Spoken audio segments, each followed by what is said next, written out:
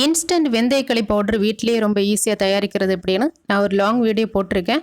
அந்த instant வெந்தயக்களி powder use பண்ணி இன்னைக்கு வெந்தய கஞ்சி எப்படி செய்யறதுன்னு பார்க்க போறோம். இதுக்கு ஒரு பாத்திரம் எடுத்து இதுல 3 டீஸ்பூன் நிறைய இந்த வெந்தயக்களி பவுடரும் சேர்த்து 1/2 லிட்டர் பாலும் சேர்த்து, அப்படி இல்லைன்னா 1/4 லிட்டர் பாலும் 1/4 லிட்டர் தண்ணியுமா சேர்த்து மொத்தமா 1/2 லிட்டர் எடுத்தா போதும். இனி இந்த பால் கூட இந்த வெந்தயக்களி பவுடரை நல்லா ஸ்பூனால மிக்ஸ் பண்ணி விட்டுட்டு ஸ்டவ்ல வச்சு இது கூட ஒரு சிட்டிகை அளவுக்கு உப்பும் 2 ஏலக்காவும் தட்டி சேர்த்து கை விடாம நல்லா மிக்ஸ் பண்ணி விட்டுட்டே இருக்கணும். நல்லா கொதிக்க ஆரம்பிச்சதும் இந்த வெந்தய கஞ்சி இதே போல திக்கா இருக்கும். இந்த ஸ்டேஜ்ல உருக்கின கருப்பட்டிப்பாகோ வெள்ளப்பாகோ அப்படி இல்லைன்னா நாட்டு சர்க்கரையோ சேர்த்து நமக்கு தேவையான அளவுக்கு சேர்த்தா போதும். நல்லா மிக்ஸ் பண்ணி விட்டுட்டு ஸ்டவ் ஆஃப் பண்ண வேண்டியதுதான்.